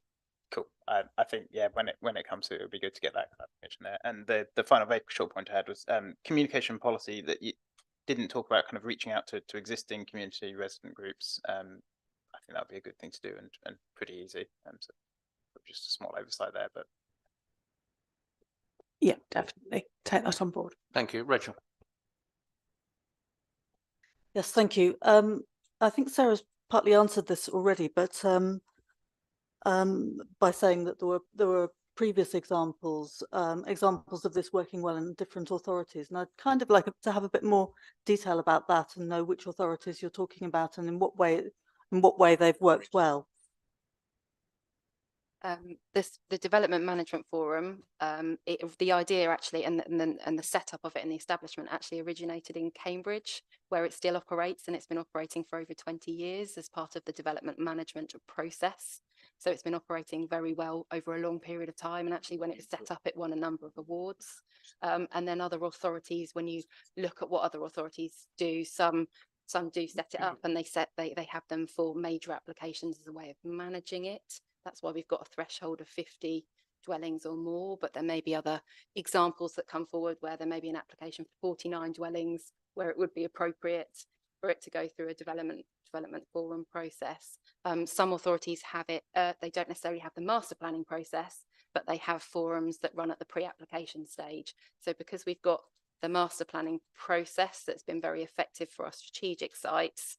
That's why we looked at it here as part of influencing the planning application process, that not only picks up on the concerns that have come through people who are concerned they don't get enough time to speak at planning committee and would like to make sure that they've got more time to express their views to councillors. So this gives an informal setting to be able to do that in quite a structured way, and for those comments to be registered.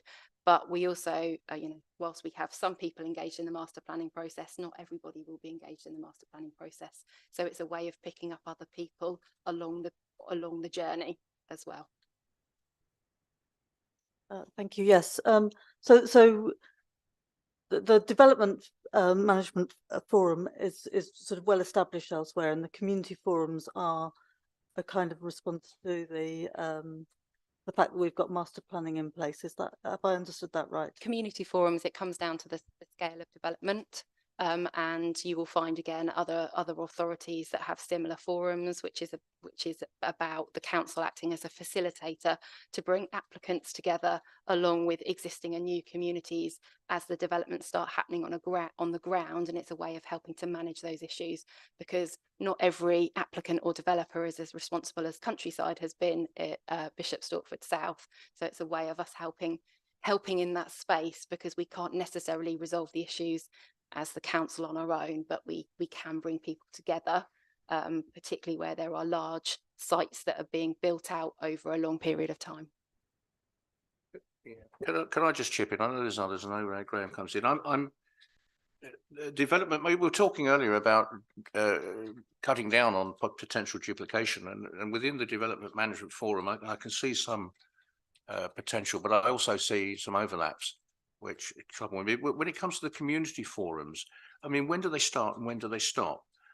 I get the impression they start once the consent is received, but you've got to build out over 3-4 years. When do they stop? Are we going to have disturbed residents, angry residents, presenting themselves at a DMC meeting one evening with a long snagging list because the developer's been a bit slow? This could go on. The community forum potentially could go on for years and then sort of morph into some management company that does and doesn't. I'm a little bit worried about how we police that. It's another enforcement job and a very difficult one, I think. I think it's recognising that it's part of the growth that we've accepted through the district plan, and the responsibility we have in helping to manage that growth. So it doesn't just stop when applications have been considered by DMC. No, I get that. So it is part of taking very credible. Taking on board that responsibility, and it is a commitment, and that's why we've committed to seeing how they work in practice. We would need to look at how we review them over time. I think if we took the example of Stortford Fields, where there should have been something much sooner in the process, and we've had a series of public meetings recently, and we're looking to set up a community forum here. I think that may change over time as the community trust is established, and that would look to take over the responsibility from the council in terms of bringing people together. So I think it really depends on the circumstances as things change over time. But I think we do have to recognise it is a commitment that goes alongside the growth strategy in our district plan. There was a situation developed sort of about 10 years ago where a very, very large, very, very powerful, very forceful lobbying developer built some absolutely atrocious houses by the thousand. And had something like this been in place, it would bankrupt the local authority. Are we going to do the building control for these developments that go into a community forum so that we've got some understanding of what's actually being done in our name? And then, as I say, could you address the issue of, residents ultimately will then come along with their snagging lists, which could be quite extensive, and expect us to do something about it?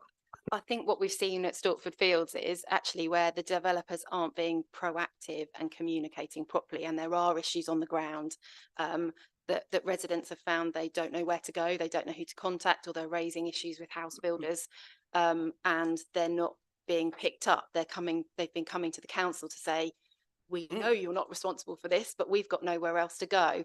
And by the council having a forum that facilitates bringing the applicants and the developers to the discussion, and there's that commitment built in, that allows that discussion with residents. So it's not necessarily meaning there's responsibility or actions on the council all the time that comes through those forums. The council is facilitating, and I think we found in the recent public meeting at Stortford Fields, the developers were present, they were active in the session, and they took away the snagging list, not the council. Indeed, they were active, they turned up, they listened, they were attentive. Not all developers are like that. And all of this can be done using current resources. It can. We wouldn't Forgive have me put. if I shake my head.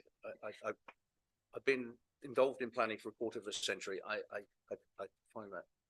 Well, for the community forums, I've outlined the resource that we've got there with a community engagement and stewardship officer, where there's some capacity there, and to work with planning officers. And in relation to the development management forums, because we've set the level, we will have, we think it's manageable, but we will have to take we'll have to review how it works in practice after 6 months. Graham? Oh, were you flagging it up for Nick, or were you waving your own hand? Thanks, Graham. I have to say I had more feedback on this paper than on Chris's, and quite a lot of it was positive. So if anything, they were saying, why couldn't we have had this years ago? So some positive points. Could we please have town and parish councils included as more than a community group? That would be great. Likewise, neighbourhood plan groups providing a very valuable service, and they do feel that they're not currently getting the respect that they deserve. So perhaps that could be addressed. The residents aware felt that the master plan steering group has perhaps it's time to replace it, and the community forum perhaps would be a good replacement. But please could we address the failings of the steering group meetings, long PowerPoint presentations leaving little time for questions, vague answers from developers which are sometimes misleading or untrue. The Chatham House rules set up for the meetings mean that they're not open and transparent, and please could these be open public forums rather than closed forums. For a development the size of Gilston, residents are saying that 2 or 3 times a year isn't sufficient for meeting. It needs to be at least 4, and yeah, you're quite right, maybe 12, but let's start with what we can deliver. They don't understand the development forum setup. I think it needs more engagement with users of the forum, and it's not clear who they're trying to influence. Are we asking them to influence the developer or the council or some other body? I've also had feedback on Buntingford, which is great because I don't live anywhere near it. Could we not have some sort of standing forum for Buntingford? The issues come in so quickly. There's never been a time that Buntingford hasn't had a planning issue. Maybe a standing forum. Yeah, can I just ask you to hold breath there, because there's quite a lot to deal with. So there's half a dozen there. Let's get some of those out of the way. So where 2 has got steering groups, the community forum won't replace that. It is a later stage. If you look at the diagram on page 40, we've got all the stages where stuff happens, and with where 2, and I'm not predetermining, but the community forum wouldn't kick in unless and until it gets planning permission. So it's a later stage, not concurrent. You then asked about Gilston and more meetings. We actually discussed that this afternoon, and we'd already talked that it would require more meetings than we've got for the others. But that's a separate issue. But we'll take that on board, and we'll perhaps alter the paper just to reflect that. What else was there? Something for Buntingford. They do deserve something. Yes, Councillor Nichols, I suspect will probably be on my case about that one. We do have quite relatively regular meetings with councillors in Buntingford because of the particular issues around Buntingford. I don't know that it would have a standing forum because the Development Management Forum, just to be really clear, there is one that is attended by effectively the same people from the council, and that would be DMC, etc., etc. It's not one per site, so we're not envisaging. I'm just concerned we're getting a little bit too parochial. I think that's got legs, but could you take that up offline? Mhm. That's good. Vicky, you want to carry on, or would you get? No, I think that was all of it. Okay, so that Buntingford thing and others of its ilk. Carry on. Thank you very much. The council's reputation with Gilston is declining by the day, and we do need to do something about it. The accusations of lobbying are upsetting the residents and the people who work hard on the neighbourhood planning group. Could we have them in and have a sort of peace talks or something? Because every day somebody says something that winds them up even more, and they are getting very angry. I think that's completely out with this meeting. Yeah, we're getting very specific now. These are issues that are not on this. Let's focus on the paper if we can. Graham. Yeah, I recall Bishop Stortford North was one consortium of developers, and what actually happened was one of the developers broke away from the consortium and did their own thing. So the actual whole site wasn't sort of co-joined together. How would you prevent that actually happening? Well, you can't prevent it happening in the future, can you? Countryside went their own way. And then there's the consortium of the remaining 4 house builders left at Bishop Stortford North. And if you take Gilston, for example, Places for People are the master developer there. So it's a different setup. And by having a master developer, you've got somebody in control and who's responsible for the provision of the infrastructure. So that should mean that we don't have the same difficulties, but we're looking at that very closely in relation to the hooks that can be provided in the section 106. Yeah. Okay. Sorry, Bishop Stortford South. If there's any sort of challenges there, the public's got a telephone number or an email address that they can just actually email, and they're quite good. Not saying that they get their way all the time, but that communication's there, they're being heard, and it's quite good. Okay, I'm going to try and bring this to a close now. Sorry, really quick one. I'd misunderstood the format of the development management forums. I think it is a single meeting for each potential, and you say, if one has been held, then that is it. I don't think that's something that would work, particularly where for a lot of the large applications, things will go quiet for periods of sometimes many years, and saying you had one of these meetings 3 years ago, tough, and doesn't seem acceptable to me. And even on the short ones, it feels like not a limitless number. I accept that there has to be some sensible limit, but the opportunity to come and present, these are the issues we have that discussion, allow officers and everyone else to go away, and perhaps 2 or 3 meetings they come back. These are the options that will work for us. Which one do you like? Having a bit more than just a single meeting there feels like that would be a much better way than just one shot. Okay, I'm going to put Vicky to you the same questions I put to Chris.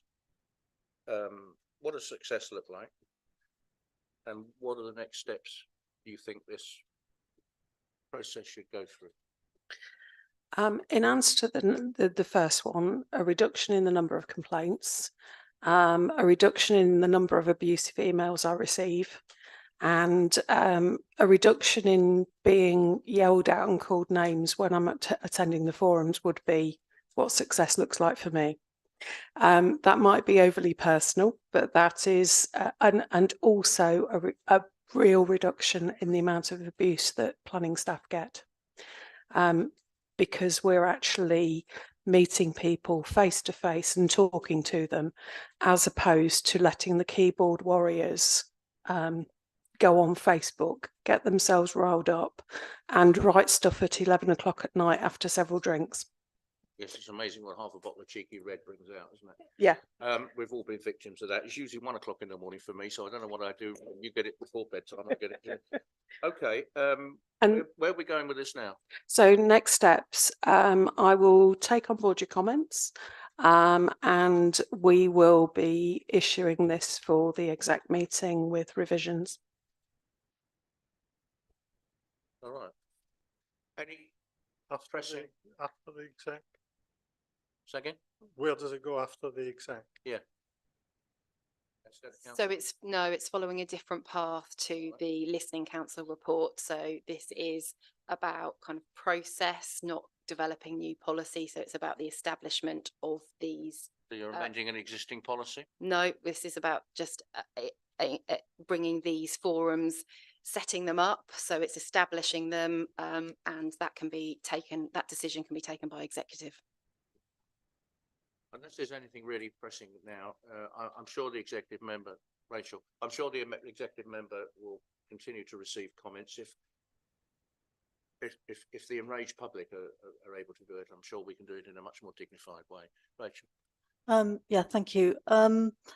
So if this is, if I've understood it correctly, so the idea is with this policy that it is being trialled, and some of these forums will be set up, and we'll see what the results are. Can we then call it back in say maybe a year's time or something like that, or 6 months, whatever would be James, what's the official position on that? helpful?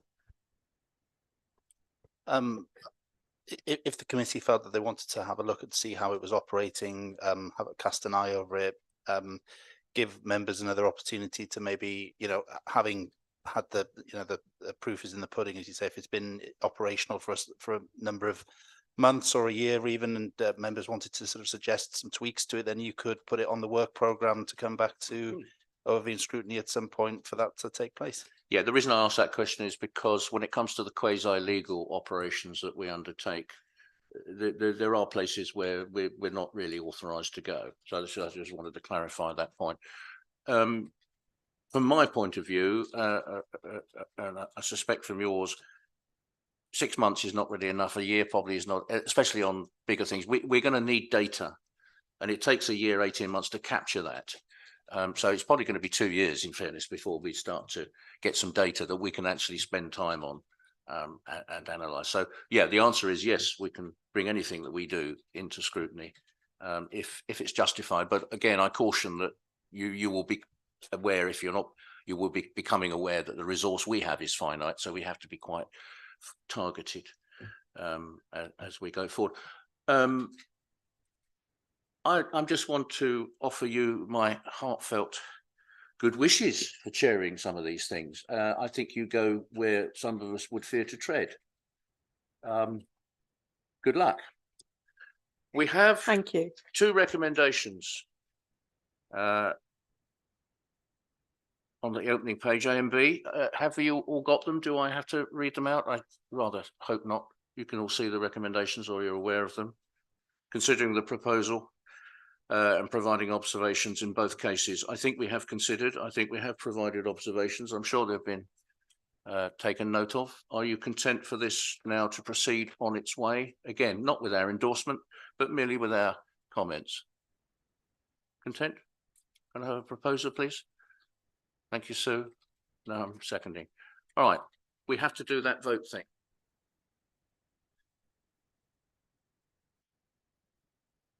I think I can see. Chris, were you? Chris, I didn't see. Oh, you're not on the committee, are you? No, absolutely. Well, we'll get you in somewhere soon. Don't you worry. Okay, good. Here we are. Look, Chairman, do you want to do against and abstain? Because I think there were a few hands that might not have gone up. Can we do that again? I'm sorry. We're voting on the. We're all, yes. All those in favour, please show. Thank you. Chris, you're excused. We now go into business which is purely Against? Anybody against? How can there be anybody against? They all voted for. Good man. And associate. Excellent. Well done. Right. That's another 2 minutes you've kept me. Who's counting? Officers and executive members, thank you. Your input has been appreciated. Thank you for taking the trouble to come be with us. Yeah, we can manage without you now. But no, if you wish to adjourn to attend to other urgent business of the day, we would completely understand. As we move swiftly into the work programme, which is going to be presented to us by Lorraine. Thank you, Chairman. This is your usual report that comes every cycle. Couple of updates, if I may. On the appendix, just want to sort of get members' views on a few things. For January, you have the air quality action plan that's coming. The social housing providers issue, we may have some information coming from social providers that this hasn't arrived yet. We have a potential item coming also on Thriving Together from Jonathan Giles, Head of Housing and Health Team, a new health and wellbeing plan for East Herts. And the climate change might be also coming from Jonathan Giles' service. So you need to sort of make some decisions about what you actually want to come in January.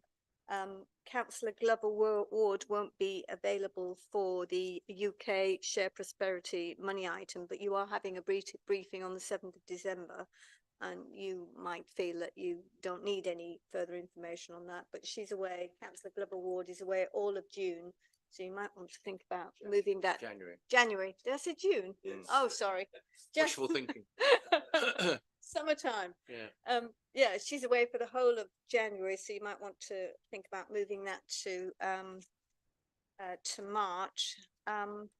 Another possibility of whether you want this as a report or a summary bulletin is the Information Governance Manager's report, who says he's got the annual data protection government policies annual review, but there aren't any major changes to that. They're mainly sort of grammatical updates. And not audit? It's an annual review. It always comes here. And he was asking whether you want that as a report, or are you happy to have a 2-page summary bulletin on that one? Just want to get some guidance. Summary? 2 pages? If we want to expand on it, we can ask for it to be expanded upon. So I'll give you the quick updates and then you can decide what you want in January. Okay. On the access to parks, we've had some information from the key officer, Ian Sharratt, so I need to speak to you about what you want to do on that in terms of his approach.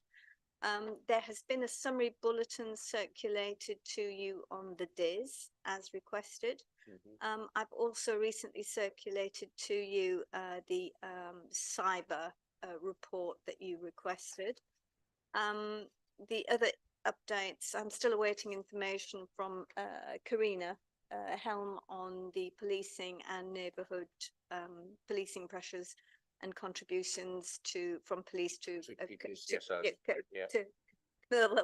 contribute to the cost of PCSOs, and the rest stand as they are. So thinking about January, just going back to January, as I say, you've got the air quality one. Potentially you might want to get your teeth into the sustainability issue on social housing providers and the information they provide in January. I don't know what you want to do about that one. Definitely the one coming together is the Thriving Together, a new health and wellbeing plan. Are you happy for that one to come? Yeah, okay, let's see. Let's have that one and pick one of the other two. So that potentially I'll take. So the other one was potentially you're happy with the bulletin on that one. Yeah. And the other definite one is, or rather it might be definite is the one on the enabling the UK share prosperity money, on whether you want to report on that one. So this is all for January, you're suggesting? Yeah, well, it's up to you. It's up to you. So which one? I'll take Peter. The UK Shared Prosperity Fund, there's a reference to a briefing on a members briefing on the 7th of December. What's in my diary is an all-member briefing that day on section 106.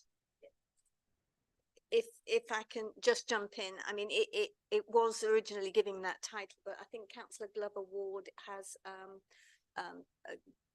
changed the sort of and expanded the terms of reference slightly, in that it's going to be called where's shows the money, something like that. So that is it's kind of it's got a wider brief in that it'll be picking up section 106 monies and also where other monies are coming from. Well, can I suggest that we get that clarified for members, because some people see in section 106 update, it may not attract the same audience that you might get for what you just described. The diary. With all due respect to Councillor Vicky Glover Ward, we feed into what it is we want to hear, not her. No, that's fine, but as I said, the brief has been extended. Well, it may be, but we'll have to consider that. But okay.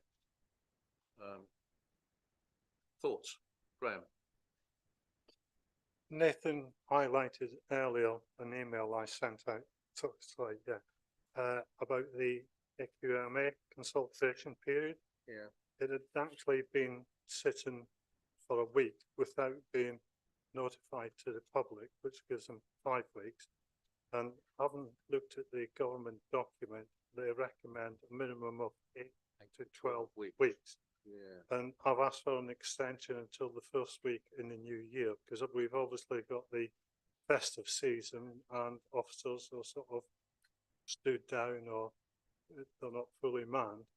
And that wouldn't give appropriate time for the paper to be put together for the 16th of January. That makes perfect sense. Yep. Assuming what I've said is correct. Second? Assuming what I've said is correct. Yeah, it makes sense to me.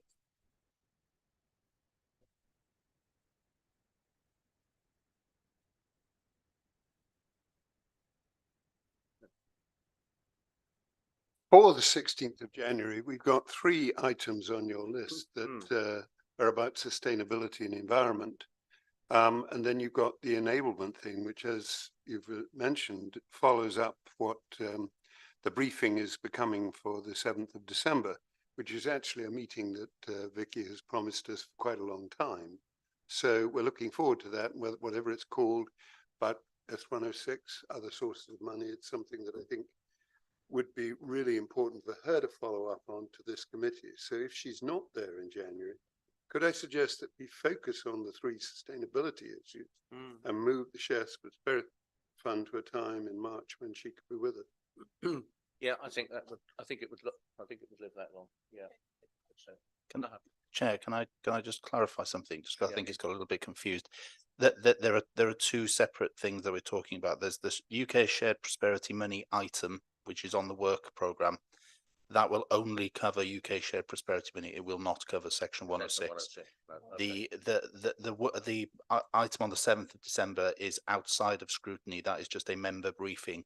And if I've understood Lorraine correctly, that will cover both Section 106 and Shared Prosperity stuff. So I just don't want there to be any confusion that the item that is currently listed for 16th of January has been expanded to include Section 106. It has not. That makes sense. No.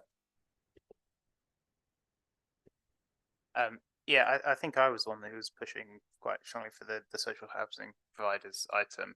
And I think that one thing I would like to kind of get clarification now is what we are going to discuss for that in January. And what I was hoping was that can be the start of a process where in January we maybe get a sort of a 2-page bulletin or something of that type, which kind of goes through some of the questions and concerns I had and gives us the starting point to discuss, do we want to do more in March and further ones. So that's what I'm hoping to get. And I wanted to highlight as well, it's not just the sustainability question I have there. I think that there's questions about the complaints, the response times for repairs and all of that. So would appreciate, yeah, maybe I can follow up with you afterwards, Lorraine, or we can resurrect the team's chat and I can just kind of, you know, here's what we're hoping to get kind of answers from there. But I certainly would, yeah, hope for I think I two-page get you, but bulletin, and then we can have that as the starting point for going forwards. Yeah, but I think I get you, but I don't really want to get us into the situation where we look at something and then we discuss it and then it comes back to us a couple of weeks later and we do. If we've got something substantial to bring to the committee, let's do it. Let's get stuck in. Let's do a deep dive on it as best we can.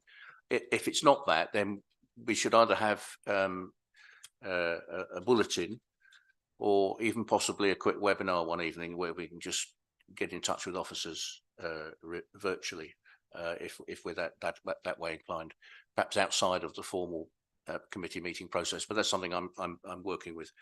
But certainly, I don't want to bring a paper to one meeting and then bring it back again a couple of meetings later. Let's do it and do it. And I leave it wasn't that way. suggesting that the paper be brought back. I was suggesting that we have a bulletin so that we all understand what the issues are, what the situation. Yeah, well, I agree with that. Yeah, that's fine. And then in the next meeting we can discuss. Okay, we're all on the same page about it. What are the next steps here? Because you know, I have my own opinions, but it might be that the committee goes, you know, we've had this briefing, we understand the issue. You on the social housing providers, sustainability, etc. That's the one you're specific about. Yes, Yeah, specifically okay. that one, yeah. Yeah, but a bulletin doesn't necessarily mean we take it on to the committee. Having had a bulletin, we do a round robin, and it'll probably come to the meeting after the meeting. So at the next meeting, we'll have a round robin to discuss whether or not we want to escalate that to something more significant. Perfect. I think we're violently. We're on the same page, I think. Yeah. Yeah. Okay. Rachel, then Peter. Thank you. Yes, I just wanted to clarify that I'd understood what Graham had said there about the air quality action plan. Are we saying that because as I understand it, we haven't extended that period, so it will be coming to, so the report will be able to come to that overview and scrutiny meeting. Is that correct? That's good, because obviously we don't want to slow that process down. No, we all breathe it. Peter. Just a question about the council's forward plan and whether this committee has been furnished with that and is kept up to date with that, because clearly what the executive have got planned going forward for the next year will have an impact on what we might want to pick out of that to bring to this committee. And that was certainly my understanding in the previous administration, that actually, because we have two roles, one is looking at what's planned and one is looking backwards, looking at what's being put in place. I'm sure the leader is in the room this evening, for which I thank him.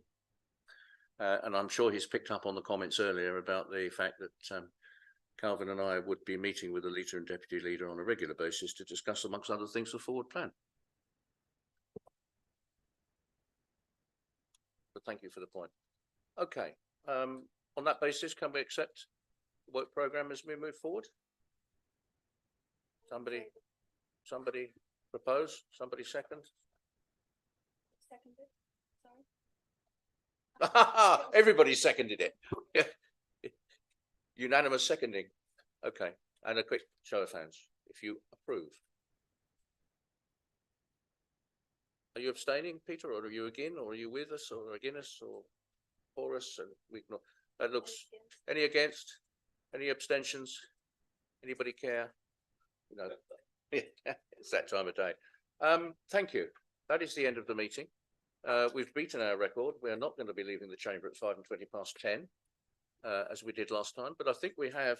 I think we've made our contribution this evening. Thank you very much. Well, we haven't. I haven't. You have. So thank you, Chris. Thank you very much. Thank you very much, Ben. Always good to see you. And my thanks as always to officers who support us superbly. Do I need to sign anything? Yeah.